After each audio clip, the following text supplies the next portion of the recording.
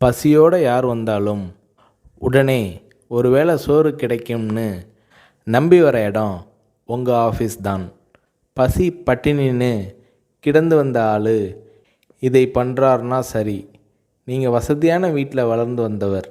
இந்த பழக்கம் எப்படி உங்களுக்கு வந்தது என்று விஜயகாந்த் அவர்களிடம் ஒரு முறை கேட்டபோது அதற்கு விஜயகாந்த் அவர்கள், அதுக்கு காரணம் எங்கள் ரைஸ் மில். மதுரை மில்லில் நான் இருந்தப்போ வேலையாட்களை கவனிப்பேன். ஒரு தூக்கு சட்டியில் சோறு இருக்கும். மதியம் பாதியை சாப்பிட்டு விட்டு மறுபடியும் வேலைக்கு போயிடுவாங்க. 3-3:30 மணிக்கு மிச்சம் மீதியை சாப்பிடுவாங்க. எனக்கு வர சாப்பாட்டு பாத்திரங்களை கழுவுவதற்கு போட்டியே இருக்கும். காரணம், அதில் பாதி சாப்பாடு மிச்சம் இருக்கும்.